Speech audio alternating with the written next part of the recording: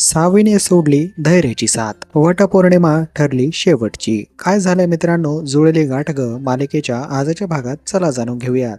मित्रांनो, पाहायला मिळतंय की आता मात्र जी धैर्य आणि सावी असतात ते दोघे जण खूप एकांताने वटपौर्णिमा साजरी करत असतात. खूप दिवसांनी त्यांना असा एकांत मिळालेला असतो आणि या दोघांना वड पूजन करायचं असतं. मित्रांनो, त्याच वेळेस आता सावी जी आहे ती नटून आणि साडी घालून तिकडे आलेली असते आणि पाहायला मिळतंय की सावी आता तिकडे आल्यानंतर इराला खूप जळफळाट होत असतो. तिला खूपच ही गोष्ट खटकत असते की सावी मात्र कशी धैर्यांच्या नावाच्या फेऱ्या मारतीये. तर या गोष्टीमुळे आता तिने जी आहे शक्कल लढवली आहे. मित्रांनो, नेहमीप्रमाणे तिच्या हातामध्ये रिव्हॉल्वर आहे आणि गन आहे. मित्रांनो, पाहायला मिळते त्या गनच्या मदतीने ती आता सावीचा काटा काढण्याचा प्रयत्न करते. मित्रांनो, ती असं बोलते की आता ही तुझी जी आहे शेवटची वटपौर्णिमा असणार आहे सावी. आता मात्र धैर्य माझे आणि माझेच असणार आहे. धैर्य न मिळवण्यासाठी मी काही एक करू शकते. तर मित्रांनो, आता पाहायला मिळतंय धैर्याने जे आहे ते सावीला मांडीवरती घेतला आहे आणि तो रडत आहे. त्याला खूप वाईट वाटत आहे. त्याच्या बायकोच्या डोक्याला गंभीर इजा झालेली आहे. मित्रांनो, तो देवाकडे आता प्रे करत आहे. देवा, तुझीच पूजा करत होती ती आणि हे काय घडलंय. तर येणाऱ्या पुढील भागामध्ये आता नक्की काय होईल मित्रांनो, सावीवरती हे येणारं संकट आता कसं थांबवेल पाहणं इंटरेस्टिंग असणार आहे. जुळली गाठ ग मालिकेचे येणारे भाग पाहण्यासाठी मित्रांनो, तुम्ही नक्कीच चॅनलला सबस्क्राईब करून ठेवा.